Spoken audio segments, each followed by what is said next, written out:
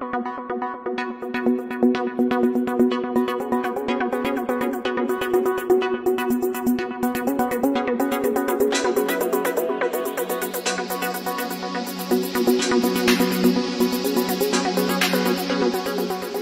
ka-scholar! Welcome to another episode of the Forces Female, a multimedia club special edition for Women's Club, featuring stories of PNPA female personnel who played and currently play crucial roles for PNPA. I am Cadet 3rd Class Helena Hart Delmo, a member of Sendic High Class of 2027, and I will be your host for today.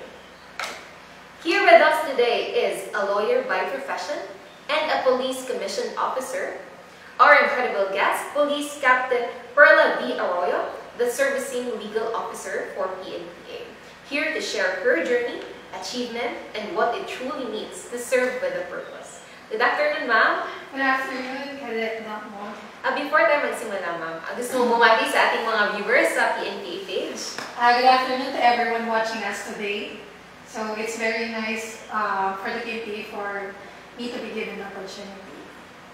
Before we start, ma'am, can you share to us a little about yourself, your achievements, and your background as a commissioned officer of PNP?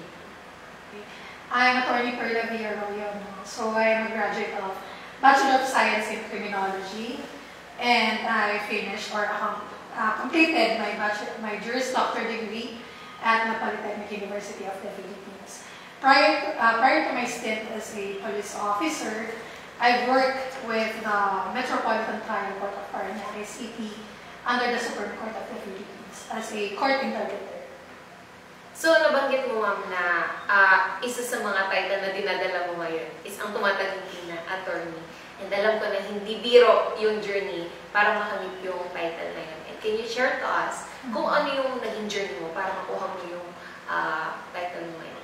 Okay, upon graduation, after I passed the board examination for criminologist, so nag-work na ako as a court interpreter sa Metropolitan Trial Court. So, since nandun na ako, nag-work na ako doon, I decided na mag-aral ako ng law. So, yung school na kung saan ako pumasok is at the Polytechnic University of the Philippines, College of Law. So, habang nag-work ako, then sinabay ko yung pag-aaral ko ng law until such time na, by God's grace, natapos ko naman siya. So, working student ka, ma'am, na law student, and you're also working sa Metropolitan Trial Court. And di ba, ma'am, pag you're entering law school, merong pre-law na course? Yes. Ano yung tinake mo na Yes. pre-law? Bachelor of Science in Criminology. Ano yung naging, mo nun, ma'am? Nung nagka-criminology ka ba, ma'am? Na-foresight mo ba na mag-e-enter ka ng law school?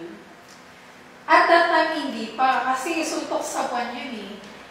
Given the fact na hindi naman kami mayaman actually. So, single mother yun nagtataguyod sa amin. So, malayo siya sa isipan ko na makakapag law school ako. At the same time, magiging abogado ako. At that time na nag-aaral ako. So, ang intention ko actually talaga nun is mag-police. However, due to the financial constraints na kailangan ko na agad mag-work, so, nileft behind ko yung application sa PNP. And sabi ko, ito naman yung immediate offer ngayon sa akin upon the passing of the board exam ko. So, sabi ko, ginarap ko na agad yun. So, yung pagpupulis actually, na-set aside ko na siya. At that time, hindi ko na naisip na magiging pulis ako. Yun. So, childhood dream mo ba, ma'am, na mag-enter ng police service? Yes. Yes. Kaya ka nag-crave mo? Yes, kaya ka nag-crave. That's been my childhood dream talaga na maging police officer. Na-inspire ako ng mga napapanood ko lang sa movies yan, na mga police officers na mga babae. So sabi ko, gusto ko rin maging gano'n. Pero yun nga, due to financial constraints at that time, pagka-graduate ko ng college, so nag-work na ako, hindi ko na sabi ko, okay lang kung hindi ko na ako maging police officer. And, due to the financial constraints, ano yung nakapag-push sa'yo para mag-law school, mag-enter ng ganong field? Oh, gusto ko kasi yung career growth. So sabi ko, nakita ko na importante pala na mag-aral ulit ako, especially na sabi ko, nandito naman ako sa field of law, especially in courts. So na-inspire ako, nakita ko yung judge namin, sabi ko, nagagalingan ako, yung mga jurisprudence na nababasa ko, kasi may mga pagkakataon na binibigyan ako ng task ng judge ko, o i-research mo yan, practice mo yan. So natuwa ako na na-inspire ako na, wow, ang gagaling ng Supreme Court on how they decide cases. So na-inspire ako, sabi ko, gusto ko rin mag-aral ng law nung nasa court na ako. And nung nandun ka ba sa, while working, and nagsuschooling ka ng for law school, ano yung naging bridge naman? Paano ka napadpad bigla sa police service? Actually, yung paglipat ko sa police service, very sudden lang siya. Meron akong professor before na police officer din, na sinend niya lang sa akin yung yung advertisement na PNP Legal Service. Parang 2 weeks before the intended examination, agility test. So pinag-isipan ko at that time, sabi ko, sali ba ako dito? Tinry ko kahit na parang 2 weeks before na lang yung processing time, yung processing time. So baka sakali lang ako. And then God's grace, siguro talaga, if the Lord wants you to be there, He will make the path straight for you. So, thanks be to God. Yun na. Naging police officer na ako. Naniniwala din ako dyan na dun sa sinasabi natin na what's meant for you will always find you. So, yes. In your case, ma'am, alam ko na ganun din yung nangyari sa inyo. Despite yung naging delay nyo after nyo graduate ng criminology, maaaring hindi mo na kayo nakapag-pursue ng kung ano yung childhood dream nyo. Pero yung delay na yun, ma'am, is I believe, hindi naman siya no. Sabi ni Lord, hindi siya no. It's just a delay. Para lang mas ma-pursue mo yung, mas mapaganda yung pagpupulis mo, di ba? Nakapag-attorney ka pa ba? Yes, sabi ko nga, talagang ni Lord. Plan talaga to ni Lord for me. Ngayon na. Nakatulong ba yung, gaano kalaki yung natulong yung background mo as yung work mo dun sa Supreme Court into ngayong service legal officer. Malaking advantage sa akin yun. Kasi at that time, especially nung nag-aaral na ako ng law, natututo na ako, kasi binibigyan na ako ng tasking ng aking magaling na judge doon na mag-research. So, nasasaling na ako mag-draft ng mga decisions, resolutions ng court namin before. Na-apply ko sa law school, lalo na ngayon, na servicing legal officer na ako. So, hindi na siya bago sa akin. Kumbaga, kahit paano, laki nung naging ambag na sa trabaho ko ngayon. And since Women's Month ngayon, ma'am, we're celebrating Women's Month, gusto din namin mapakinggan ang inyong mga insights tungkol sa inyong mga katanungan sa kababaihan. So ngayon, ma'am, what does women empowerment mean to you? Yung women empowerment for me at this point in time is to show more kindness to everyone. Kasi hindi mo naman alam yung struggle ng bawat isa sa atin. You can never tell someone's challenges. So ako, everyday, pinipilit ko or it's my principle na always na magpakita ng gentleness and compassion sa kapwa ko taong babae man yan or lalaki. Kasi naniniwala ako na yung kindness na yun, it will resonate in no matter how hard or difficult that person is. So that is my way of women empowerment. So, gusto ko yung approach mo, ma'am, na kasi, usually kasi, ma'am, pag sinabi natin yung word na empowerment, yung approach natin is parang palaban siya. Pero yung naging approach mo, ma'am, sabi mo, ma'am, idaan mo sa kindness. So, kabaligtaran ng women empowerment. So, that's a different perspective, ma'am.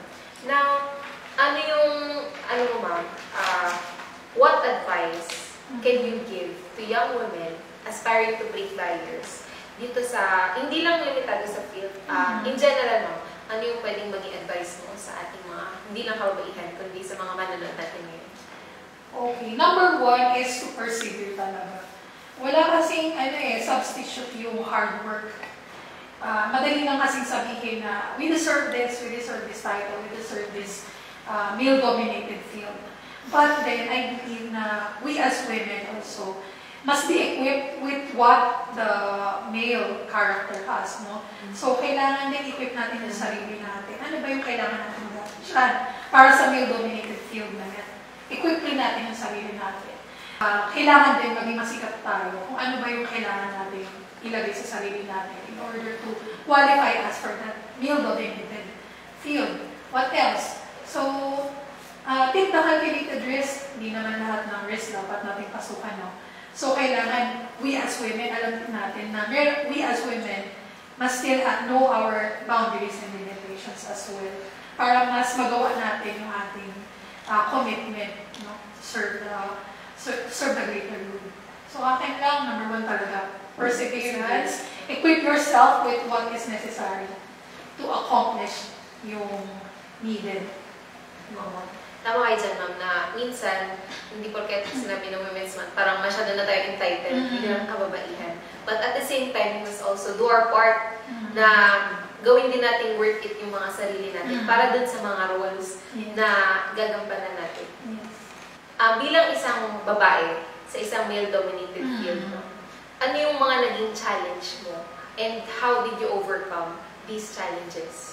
Okay, number 1 challenge, especially na bago ako sa service, no, is dahil ako ay servicing legal officer, may mga pagkakataon na I gave legal advices which runs counter dun sa actual experiences like ng mga investigators. So they think na yung mga pinipili kong legal advice somehow is not that important or they do not consider it sometimes at all. So, mas nabawas ng credibility. Yes, credibility na parang yung gender mo. Naka-affect siya. Somehow, kasi may mga pagkakataon na they don't consider it kahit na alam ko naman din na yun yung dapat gawin. But because this is usually mga male personnel, no, lalo na matatagal na sa service na they won't take it kasi isipin nila bago ka lang, babae ka. Tapos, mas marami kaming nalalaman kesa sa'yo. So, yung naging ko doon, naging way ko to overcome that is, number 1, syempre, kailangan ko mag-stand up sa principal ko. Kung ano yung tingin kong dapat, kung ano yung dapat sabihin. So, I will stand up for it. Secondly, siguro mas ni-reach out to sila, in-explain ko why this should be done and not the other way around. So, yun yung way ng pag-overcome ko dun sa challenge na yun. And alam ko, ma'am, na hindi din biro maging isang female, lalo na as nag-advise ka sa mga kalalakihan. Kadalasang hindi ina-underestimate nila yung kakayanan natin. Pero given na yung background mo nga, ma'am, and all your achievements, na I do congratulate you, ma'am, na nalampasan mo yung mga challenges. Yes. And now, ma'am, sa ating mga manonood, ano yung pwede mong ibigay na advice sa kanila? Not limited sa mga kababaihan lang. Alam ko marami din kami nanonood na mga male. Ano yung pwede mong mag-advise sa kanila? Okay. Yung advice ko is actually to persevere. Lagi ko kasi ko yun sa sarili ko eh. There is no substitute for hard work. No.